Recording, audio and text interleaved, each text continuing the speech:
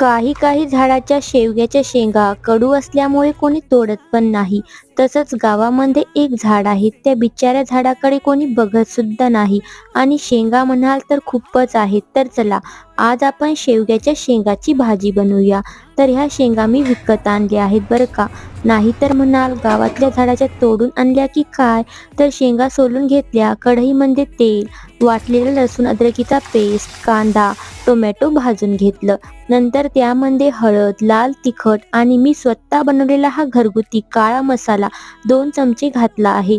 यसूर 1 चमचा. हा यसूर गावाकडे बनवला जातो, त्यामुळे बऱ्याच जणाला माहिती नाही. तुम्हाला हा मसाला ऑर्डर करायचा असेल तर वरील नंबरवर SMS करा. चवीपुरतं मीठ, बारीक कापलेली कोथिंबीर. बघा, मस्त अशी शेवग्याच्या शेंगाची भाजी तयार आहे. व्हिडिओ आवडली असेल तर लाईक, शेअर, सबस्क्राईब. धन्यवाद.